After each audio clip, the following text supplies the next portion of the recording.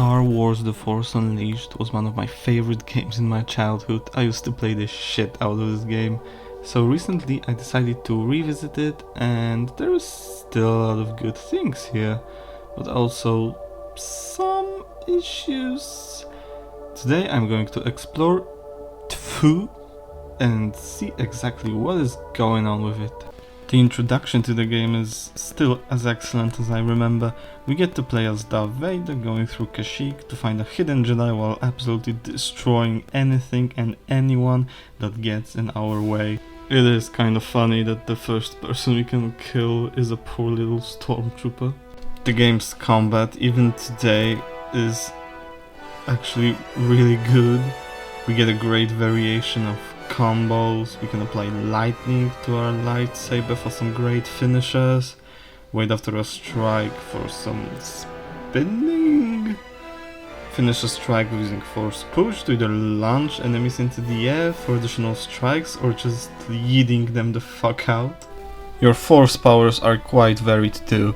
You get Force Choke as Vader in the beginning, which gets replaced by Force Lightning when you are playing as Starkiller, Force Push, Force Repulse, Lightsaber Throw and Lightning Shield, and one of the best things in the game, this.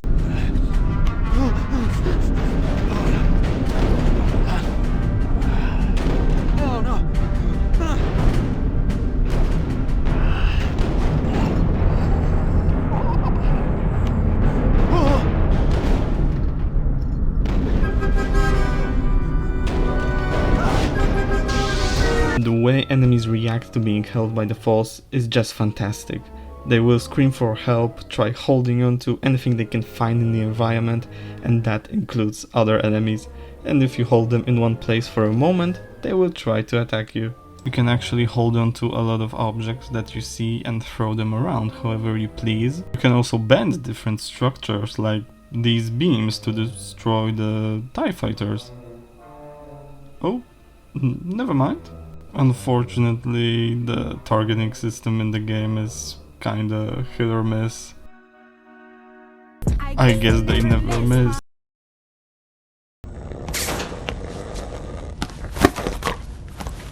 I was beginning to worry that you died in your sleep. Oh, well, I'm starting to wish that I had. But let's get back to the game. You will often pick up what you don't want, or pick up nothing at all.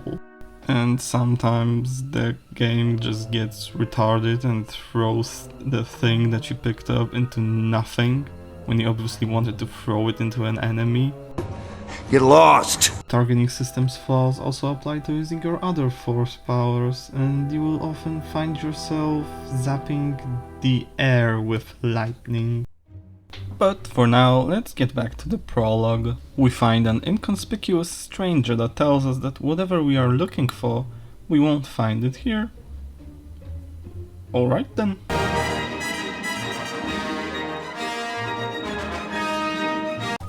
It actually turns out this is the Jedi we are looking for. So our first boss fight. And we completely annihilate this guy. His strongest attack is trying to pull TIE fighters from the sky and throwing them on the ground around us rather than into us. As Darth Vader, we are so fucking powerful that enemies can't really do anything against us, and I fucking dig it.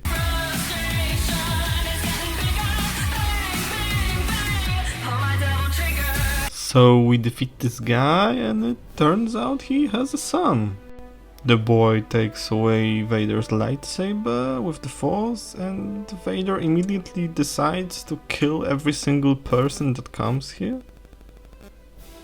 Okay, a little weird, but sure. So, now that we've arrived here, let's talk about our main man, Starkiller. Overall, I would say he is a pretty neat character. He goes through an arc and is a changed man at the end of the game. He has doubts about his life, and even though he is trained by Darth Vader from childhood, he ultimately does the right thing. I've heard many times the argument that he is a Gary Stu, and I want to denounce that claim.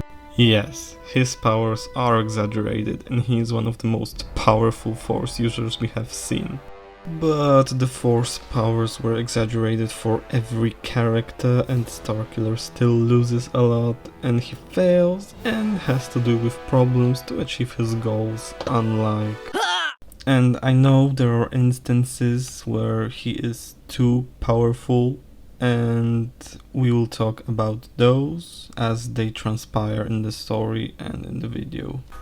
So Vader has been training this boy for years so that they can defeat the Emperor together, but he still needs some training. We get a mission to kill a Jedi, so let's meet our crew. We got our droid Proxy, whose primary programming is that he has to kill us whenever the chance arises. We also got our pilot, Juno Eclipse, who has an actual personality and isn't an obnoxious cunt, unlike any fucking Disney character that we've been getting for these past few years. Lead his Black 5 squadron, but later reassigned to a top secret mission. Is there a psychological profile in there too? Actually, yes. But it's restricted. Oh, Master, I can tell you she's going to be impossible to reprogram. It's so sad that once upon a time we had writers that were smart and intelligent and could write characters in just a few sentences. Just look at what we get today.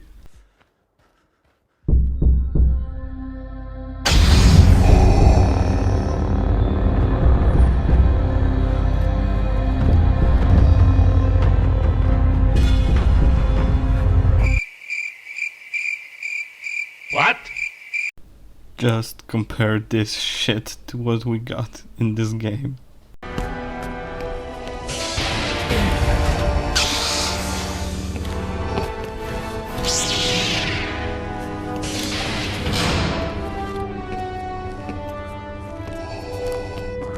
I've trained you well, but you still have much to learn. You have nothing left to teach me. Even Fallen Order did this shit better. You would be wise to surrender. Yeah. Probably.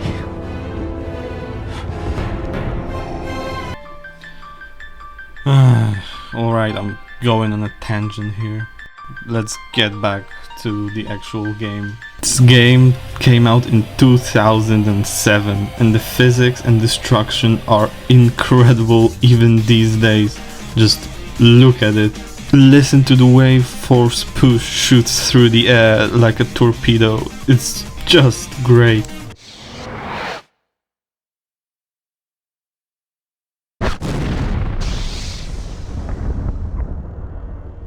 Also, the audio design can make you either feel really cool or creeped the fuck out.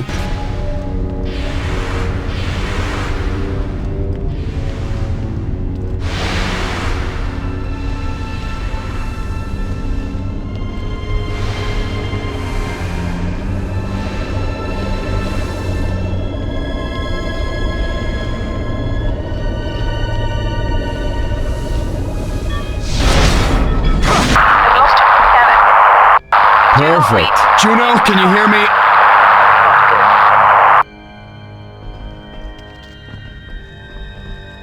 Quickly, man! Get those lights turned back on before... Ah!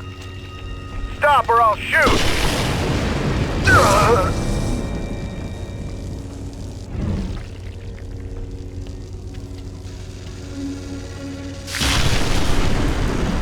The game even now looks great, but sometimes the cutscenes can look a bit weird. Unfortunately, there are some big problems. You will lose frames pretty consistently, and it's clear that this is a console port and not a very good one. The mouse and keyboard controls are absolute ass, and a controller is pretty much required to have a fun experience. So we find General Kota, and he is easy as fuck. I'm playing on Sith Warrior difficulty, which is this game's normal, and he can't do anything. This is also at the beginning of the game when we don't have many abilities and I still absolutely destroyed him. So he decides to commit suicide by dragging the platform we are on to the planet's surface.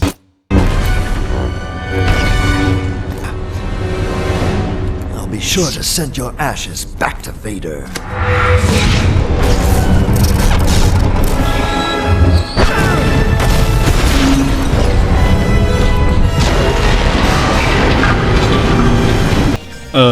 How will you do that, mate? It's a cool line, but you know, we are falling to the planet's surface. We separate Ram from life and phase into our ship. But before Ram died, he had a vision of the future.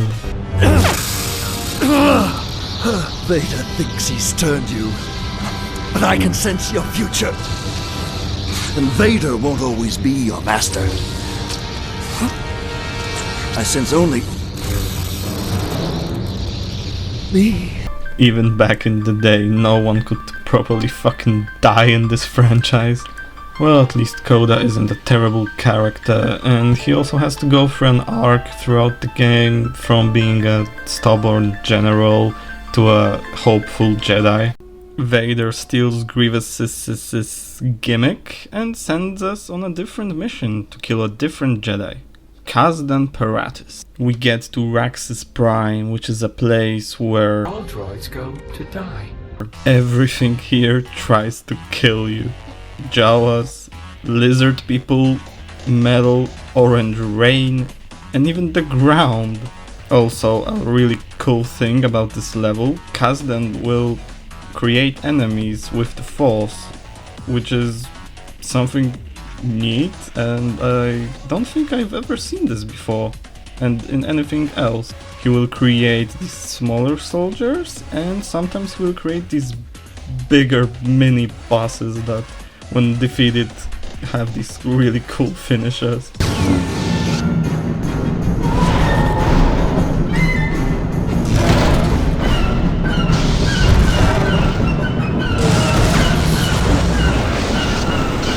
I think Kazdan Paratus' design and character are great. He has to use robotic legs and arms to walk and fight, and he has a long staff with a short lightsaber coming out at the end.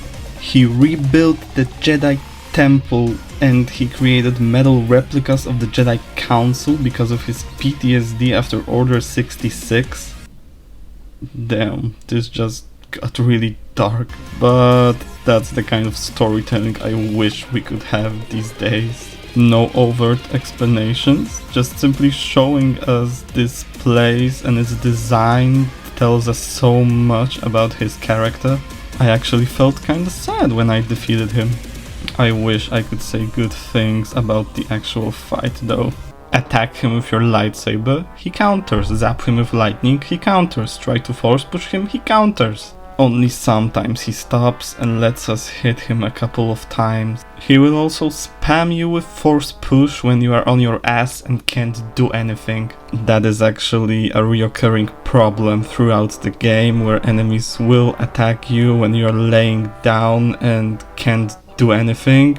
I had the exact same experience while replaying the game with most of my abilities unlocked. So this happens. I don't exactly know what this is, and neither do I understand it, but he is dead. I guess that in Star Wars, God has to fucking intervene for someone to actually die. Starkiller rebuilds his lightsaber, which he broke when exactly? It was just fine at the end of the last mission. Shakti is our next target, and welcome to Felucia. And what the fuck are you wearing? Yes, this planet which has fucking puddles of toxin where there are poisonous bugs and plants everywhere seems suitable for an outfit such as this one. Felucia is absolutely gorgeous and incredibly detailed. The foliage reacts to your force powers, the plants explode. alright. The tentacles? Are these tentacles? I don't fucking know. React to force lightning and can be used to attack enemies. We got Rancors that are really fun to fight, but ultimately really easy when you go up in the air, but at least the finishers are cool.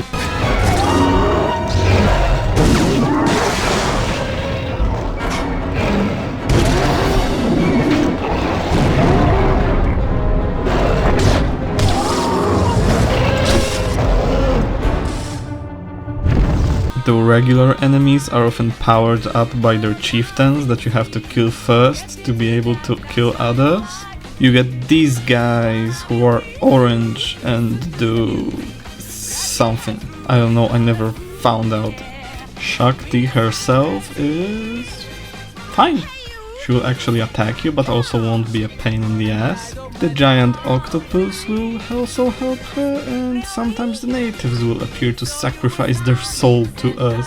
She sometimes creates a force field around her and pushes a red fart into us.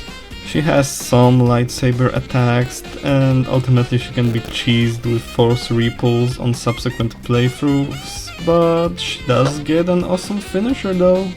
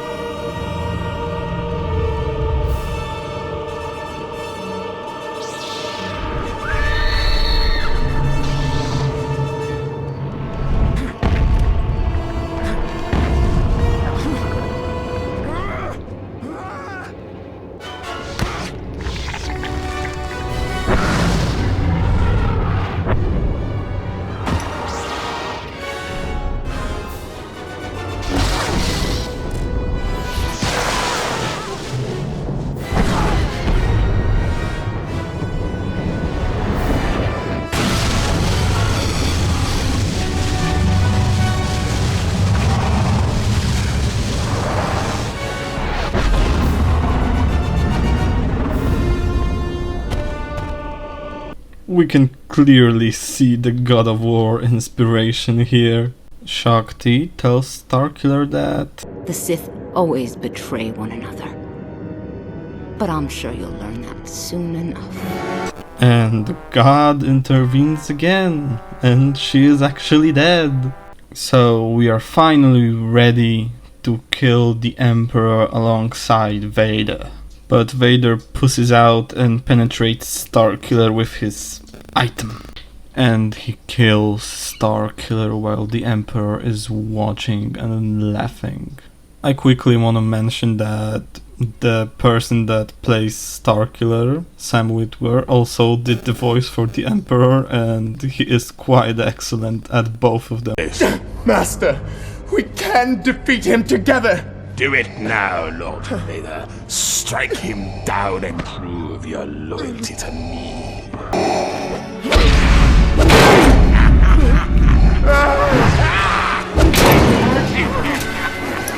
Yes, kill him, Lord Vader!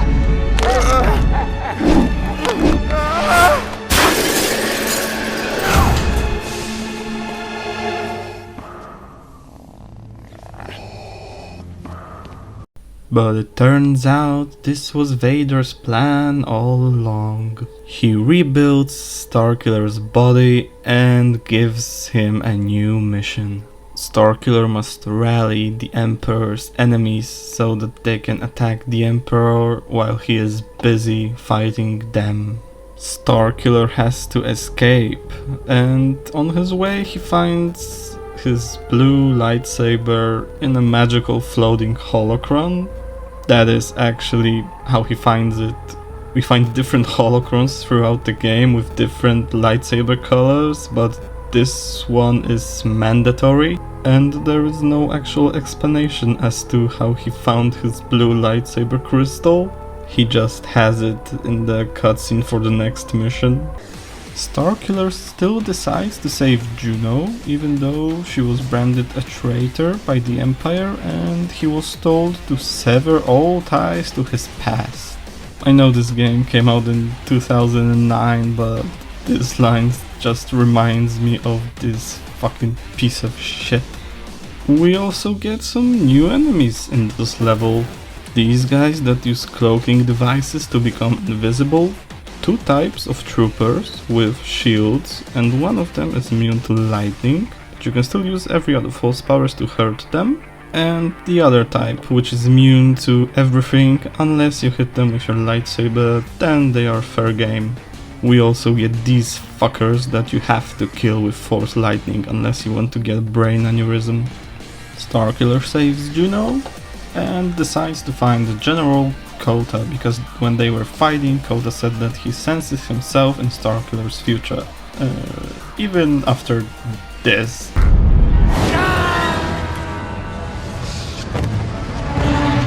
So we find him on Cloud City. Now this is an escort mission. You have to protect Kota while you get back to your ship, and you can do this.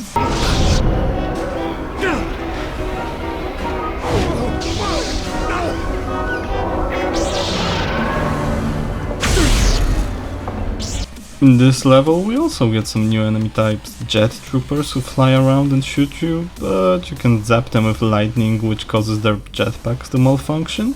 The Imperial snipers and the Sith Royal Guards, who use lightsabers and have slight immunity against your force powers. We have a little boss fight with one of these guards, but it's over very quickly because he is not much harder than the regular guard. He has just more health.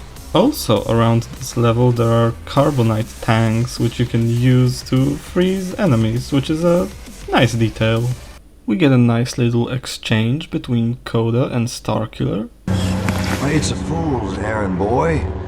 The Emperor's army is infinite. You'll eventually be killed, or worse, and nothing will have changed.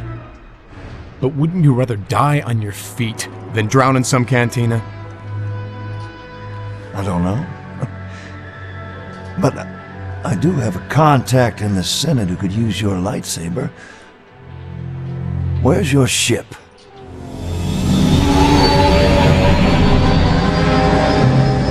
We escape and Kota instructs us to go to Kashyyyk to acquire something for Bail Organa, who is his contact in the Senate. And he is actually played by Jimmy Smits, which is kinda cool. We land on Kashyyyk, Starkiller finds his childhood home and sees his father's Force ghost, who actually speaks to him. I never wanted this for you. I never wanted any of this for you. I'm sorry, son. Wait! Father, no! We meet some new troopers with flamethrowers. There is really not much to say about them.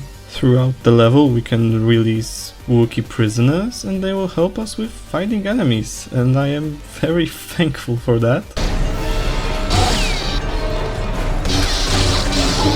It turns out the thing that we were supposed to find is actually Princess Leia and R2-D2. Before we leave, she asks us to destroy a skyhook so that the Wookiees may have a chance to disappear. This skyhook would shuttle Wookiees into orbit to wait for starships to transport them across the galaxy. So we make our way to the skyhook and I get a bug that silences dialogue. Just a moment. Proxy's accessing the schematics now. Master, if you can disrupt that tractor, maybe a shockwave might be enough to destroy the skyhook. I would start by disabling the traction hooks, but I should warn you, it will be violent. Always hoped to be This is the only time this happened. For dialogue. Don't worry, we will get to that in the next level. Oh, and also Starkiller becomes French.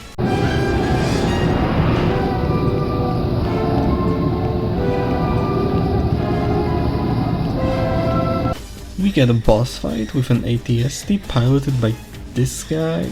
It's not much different than a regular AT-ST. This one just has a minigun and a sniper rifle?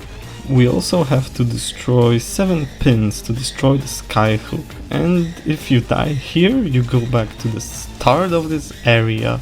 The checkpoints in this game are very mixed. Sometimes you will have a great checkpoints, and sometimes you will scratch your head as to why the fuck are you back here? Starkiller rescued Leia and now wants to talk to Bail Organa himself, but he has gone missing after he went searching for Shakti. Yeah, that's awkward. Turns out Maris Brood has captured him and we need to get back to Felucia to rescue him. I can't believe that is her actual fucking name. This is the second time we go back to a previous planet. Fortunately, the game doesn't recycle previous areas that we have been to, besides a little bit of the second Kashyyyk level, which is nice. This time Starkiller comes dressed accordingly. Yes, his arms are still revealed, but at least all of his torso isn't. Starkiller's outfits do look really cool, and most of the time they make sense. You get a decent variation of additional outfits and lightsaber customization options. You can change the color of your lightsaber if you find a holocron with that color, and also you can find different holocrons with crystals that will give your saber special traits. More damage, more electrical damage, but clearly Katak is the best because it literally siphons health from enemies. The second time we get to Felucia, it is overrun by Imperials. The natives are trying to fight them, but to no avail. The Empire is trying to extract something from the Sarlacc, and we actually get to go inside of it. I really like this. The silence, the slimy sounds of the creatures inside, the ambient soundtrack and the natural surroundings combined with the Imperial equipment scattered around give this place a creepy vibe.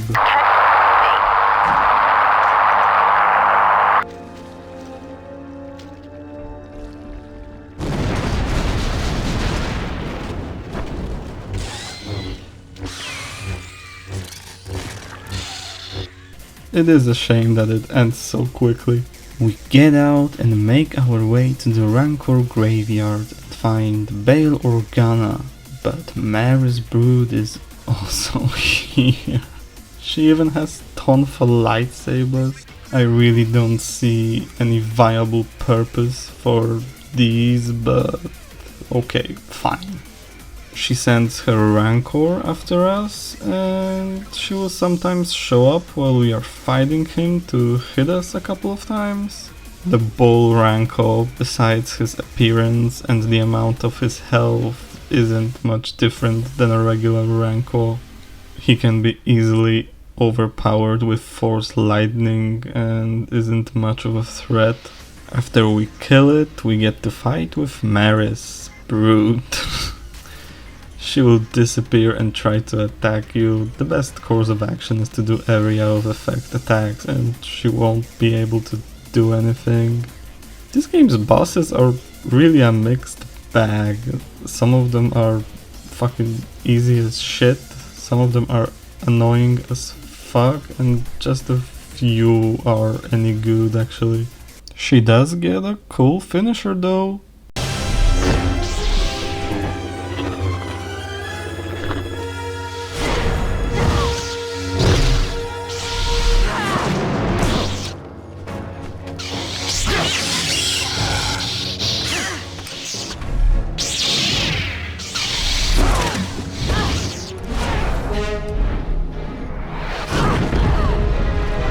Starkiller lets her go because he knows what she'll have to live with for the rest of her life.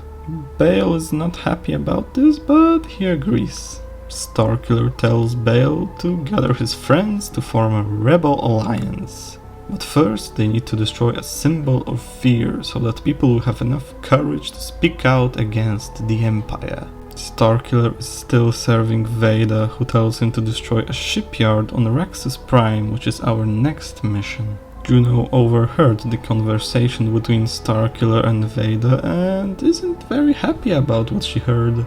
Of course it is. You're still loyal to Vader. After he branded me a traitor and tried to kill you, you're still his slave. Then why did you defy Vader to rescue me? I needed someone to fly the ship! We both know that's not true. My being here has never been about my piloting. Sometime soon, you will decide the fate of the rebellion, not your master. And when you're faced with that moment, just remember that I too was forced to leave behind everything I've ever known. Please, don't make me leave another life behind.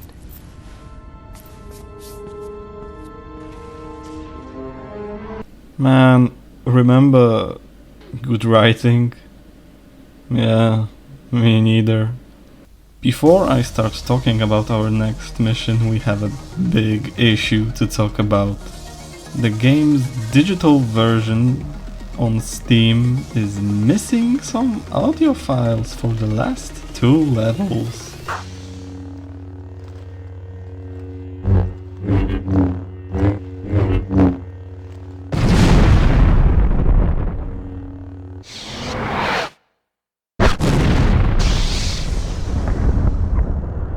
At first I thought this was a bug and I restarted the game a couple of times, but that didn't do anything. Turns out you can download the files from the internet and they fortunately work, but still this is a very stupid problem.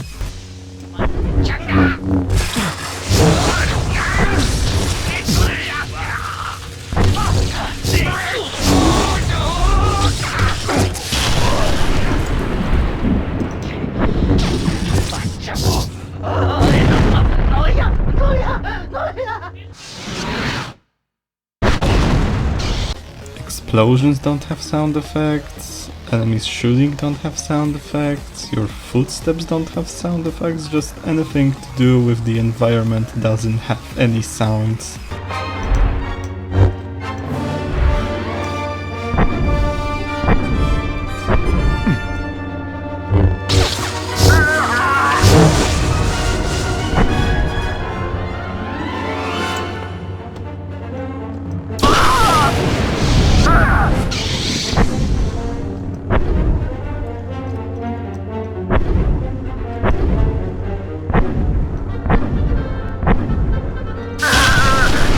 Galen is wearing an outfit that resembles that of Vader, with the mouthpiece and the chest plate.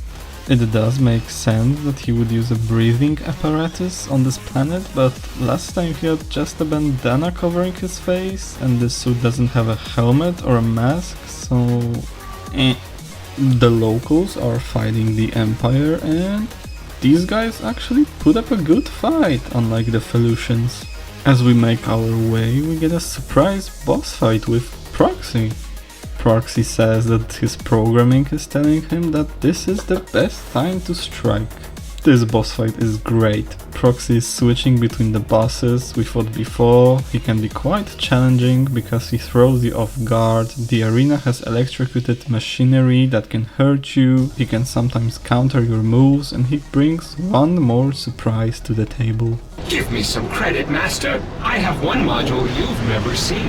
An enemy I've studied for years.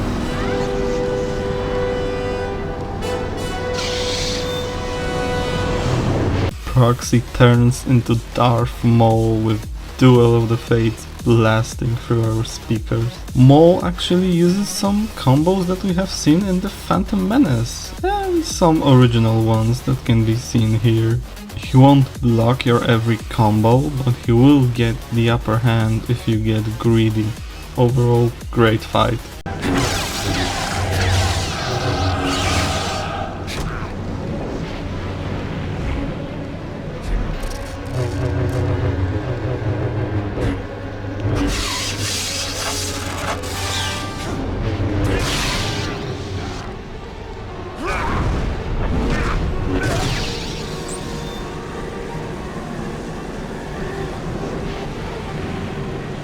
And now we get to one of the most iconic Star Wars moments ever. and a tale about many throne controllers, destroyed TVs and monitors, and many broken keyboards. Pulling down the Star Destroyer is fucking annoying.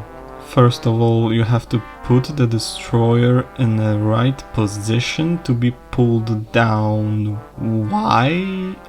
I don't know. Just have to do it, otherwise you can't pull it down. You can't pull it for long because there are endless TIE fighters that will shoot you down if you don't destroy them. The issues with the targeting system annoy here even more. For some reason the game thinks I want to zap some random debris rather than the TIE fighters. And more often than not, you will have your target on the TIE fighter, but you will hit nothing. And the longer it takes you to destroy the TIE fighters, the longer it takes you to move this piece of shit into the right position to be pulled down. What were they smoking at the LucasArts offices? People use this moment as an example of him being a Gary Stu, but this isn't the worst offender. Take note that the Star Destroyer was already falling and he only quote-unquote helped it get to the ground, and you can see that he can't stop it from almost hitting him. Proxy's processor is damaged in the crash and he doesn't want to kill us anymore. Wow, that's convenient. But seeing Galen being so happy that his friend is alright just puts a smile on my face. Proxy! Are you okay? Yes, I think so. But I think it may be best if you leave me here. What are you talking about? The shockwave. It burned out portions of my processor. My primary programming has been erased. I'm useless now. Proxy. You're not staying here, come on. So finally Galen has formed the Rebel Alliance. Kota got his groove back, and Bail Organa gives a speech that I absolutely adore. It reminds me of a time when this franchise wasn't absolute garbage. We have the power of the Force on our side. Therefore, let this be an official declaration of rebellion. Today, we all vow to change the galaxy. And one day, the galaxy will indeed be free. I really miss these days, man. We got so much potential with this world, and Disney just does nothing with it. The Mandalorian is a plank of wood when it comes to character.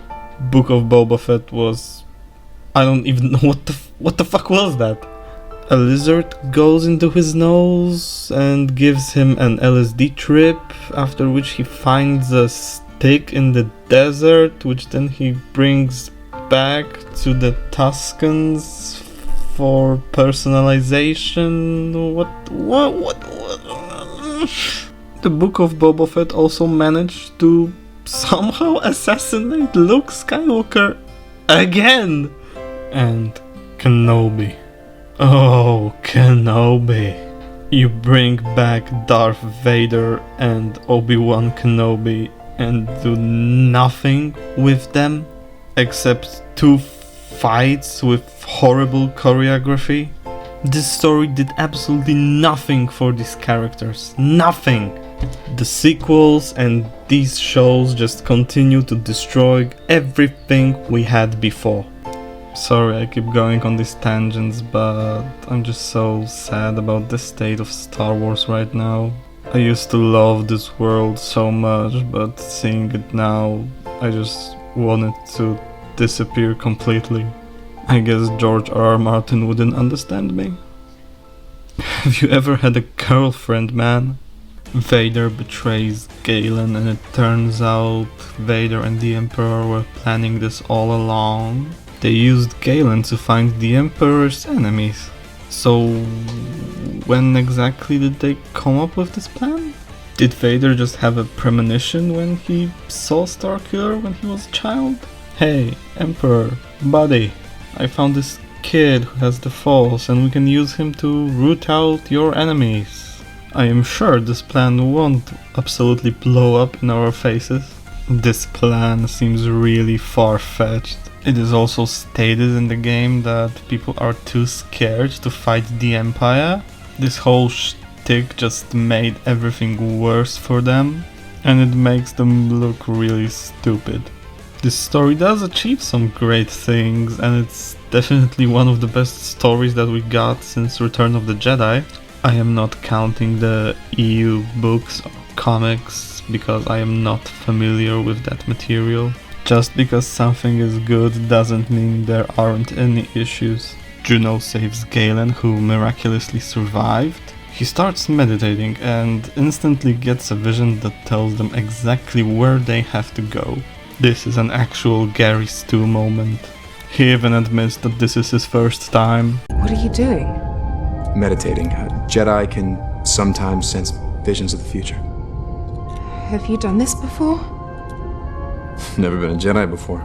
It is also really weird that somehow Vader's lightsaber managed to destroy Proxy, but when Starkiller did it, Proxy was just fine.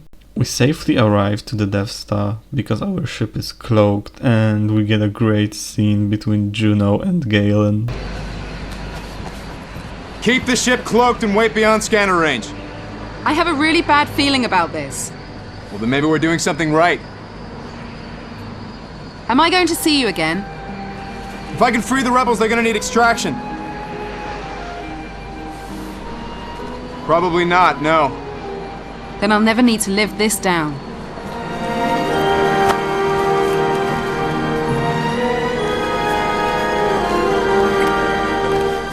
Goodbye, Juno. The romance does feel a little rushed, and I think we could have benefited from a few more scenes to make it more believable. But hey, at least we got some development. What a great way to finish a game. Running through the Death Star while absolutely annihilating anyone in our way. Hiding from the station's laser while running through its tube, it's absolutely exhilarating. Before we get to our final two boss fights, we get a mini boss fight with this Shadow Guard. So Starkiller breaks his neck. In a game with so many cool finishers, he goes out like that. So we finally arrived to our fight with Vader. It's a cool fight. He uses the moves that we could use as him in the prologue, and he is no pushover. After we damage him, he will go into another room and start chucking things at us. I tried getting on his platform and this happened.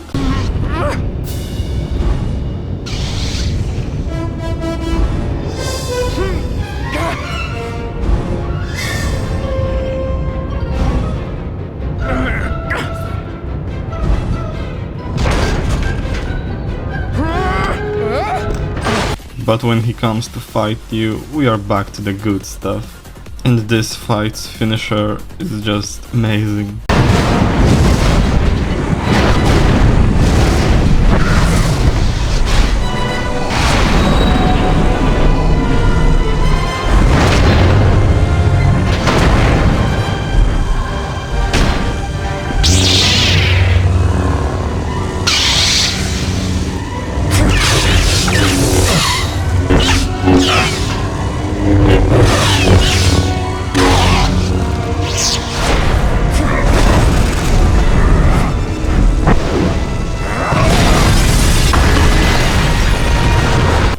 Game developers, this is how you do QuickTime events. Let us go through the fight and give us the QuickTime event at the end. Now we get a choice. We either kill Vader or help Kota. If we decide to help Kota, we get a boss fight with the Emperor. He constantly slides away from you while zapping you with lightning, and after that he will create a force field around him and throw objects at you. If he lowers his health enough, guards will come to fight. Repeat this 2 times and you win. Sometimes some weird things happen like this. Your head makes you weak.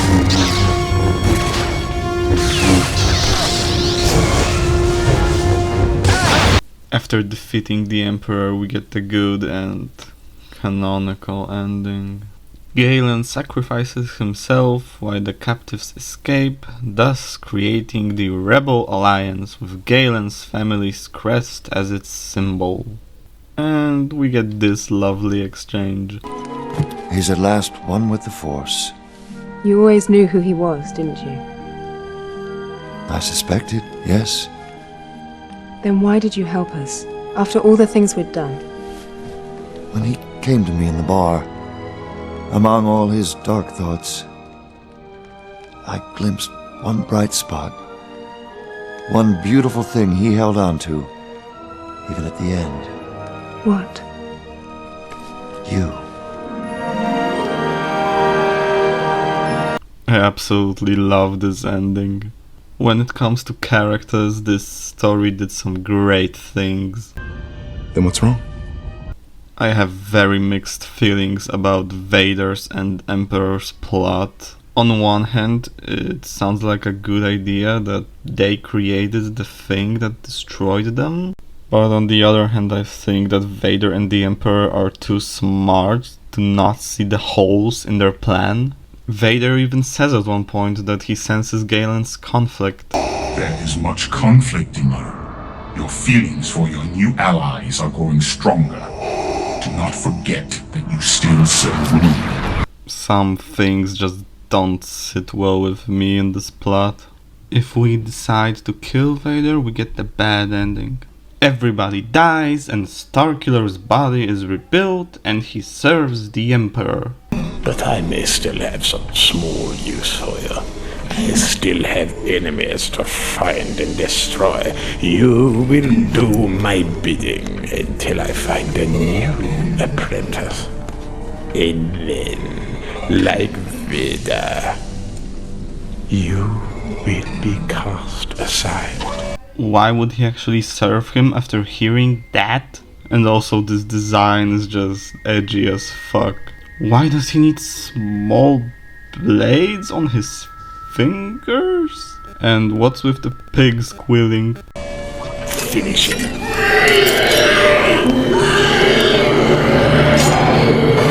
This ending doesn't really make much sense, but hey, at least these developers put in the effort and gave us a different ending. We are not done yet.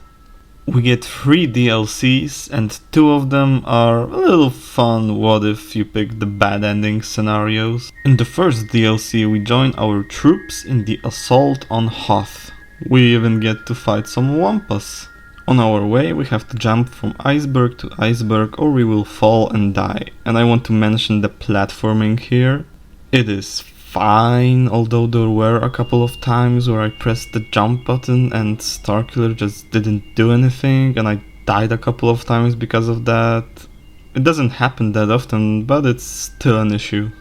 As we work our way through the base, we have to fight some rebels and Wampas? Quick question, why did rebels have Wampa cages inside their base? What was the point of them? So we find Luke Skywalker, and he is a lot more powerful than he was in the movies at this point. These 2 fights with Luke are actually the best boss fights in the game. We get great soundtrack, a boss that isn't a pushover, but he also won't make you tear your eyes out like some other bosses. At first he will mostly defend himself, but then when he turns to the dark side he gets more aggressive. He uses red force lightning, force push and some saber attacks. The voice acting is a little weird though, like he's talking through some filter. I won't run from my destiny, or from you. The Falcon escapes and Starkiller gets an apprentice. The whole DLC is about 20 minutes of fun. It's kind of funny that Luke turned so quickly and he immediately got force lightning. But the developers were just fucking around with this DLC, so whatever. The second DLC sends us to Tatooine to find C-3PO and R2-D2. We have to get to Jabba's palace, and on our way we kill some Jawas and Tusken Raiders who are not much of a challenge. We enter Jabba's palace by destroying these security thingies, and that somehow opens the gate? A lot of doors in Jabba's palace open like this for some reason. We get to Jabba and very obviously we have to fight his Rancor. There isn't a single difference between him and the base game Rancors. As we escape, we find Proxy in a garbage dump.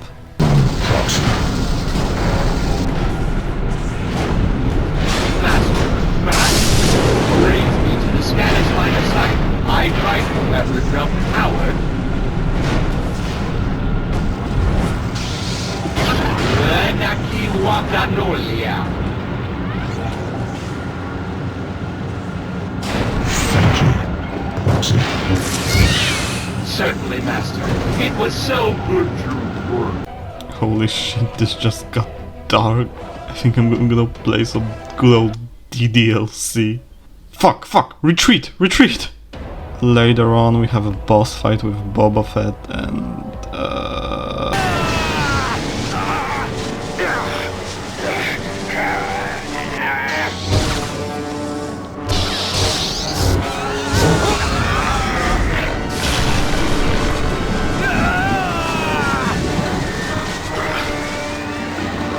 You can't run forever.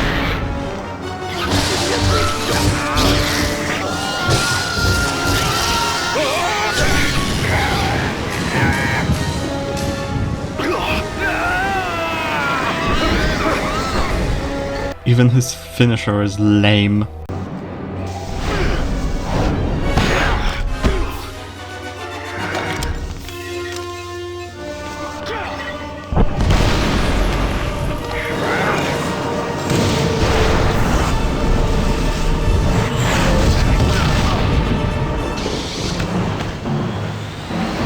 But after that we have one of the better boss fights in the game. Obi-Wan Kenobi is powerful. Unlike his TV show counterpart, he mostly tries using the Force to his advantage. He can spawn some training droids that take away our Force power. This doesn't really make much sense, but I guess it works for the fight. He also has one of the more unique powers in the game, the Jedi Mind Trick, which changes controls to different buttons. It doesn't work for that long, so it doesn't get annoying. After we kill him, we have to fight his Force Ghost. Alright. He doesn't bring anything new to the table other than suicide. His ghost gets vaporized, Starkiller forgets to turn off his lightsaber, jumps on the Falcon, puts a tracking beacon on it, and the DLC is over. It's around the same length as the Hoth DLC. And now we get to by far the worst piece of content in this whole game. And this one takes place in the middle of the main campaign. We have to get across this gap, and this statue that is somehow here blocks our way. First of all, we have to get on one side to destroy the statue, and hordes of enemies, of course, are trying to stop us. This game's combat is really fun, so far so good. After breaking the statue, we have to get on the other side to raise the second part of the bridge. On our way we fight some training droids. They have lightsabers and some artificial force powers. Who the fuck trained on these? Make one mistake and you are dead. I know it's for gameplay, but just the fact that younglings were somehow supposed to train with these is bizarre. Alright, we raise the bridge, get across, and find our father's holocron. He left this here after he died somehow? Remember, this is a holocron. This isn't a Force Ghost. This is like a recorded message. How does he know that Galen is Vader's apprentice? And how does he know what Vader told him?